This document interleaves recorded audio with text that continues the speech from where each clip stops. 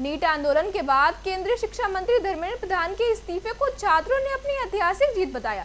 छात्र संगठनों ने कहा कि अब एनटीए को भंग करने, पेपर लीक पर सख्त कानून बनाने और परीक्षा व्यवस्था में बड़े सुधार की मांग जारी रहेगी। उनका कहना है कि आंदोलन अभी खत्म नहीं हुआ है।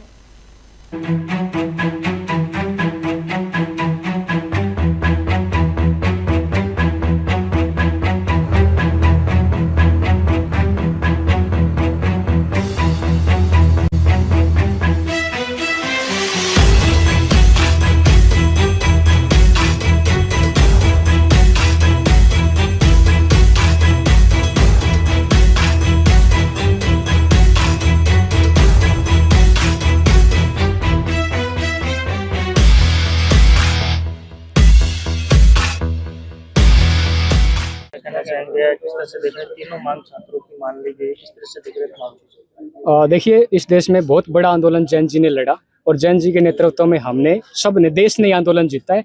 धर्मेंद्र प्रधान का इस्तीफा हुआ है, देश में एक नई लकीर खींच गई है कि भाई जो अकाउंटेबल होगा उसको उसी हिसाब से सजा भी मिलेगी और उसको बर्खास्त भी करना पड़ेगा।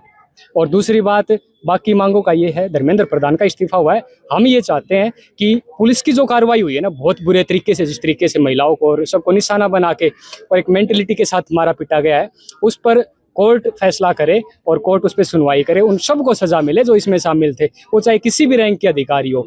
दूसरी बात, जो हमारे 20 से ज्यादा आज जो केंद्रीय शिक्षा मंत्री ने जो इस्तीफा दिया है, ये मांग महीने डेढ़ महीने से तमाम आंदोलन के छात्र ये कर रहे थे और पूरे देश में ये आंदोलन हुआ है, एकता बनी है और हिंदुस्तान के तमाम जो न छात्र इकट्ठे हुए तब जाकर के मजबूर होकर के उन्होंने ये इस्तीफा दिया है।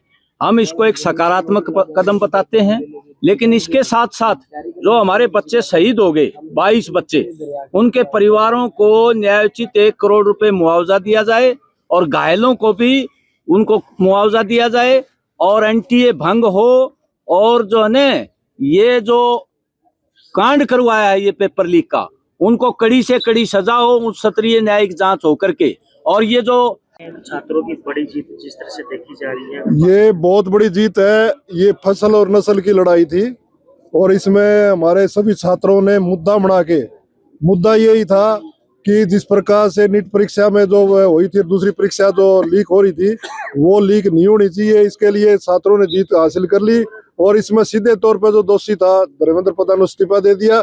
लेकिन ये लड़ाई अभी भी अधूरी है।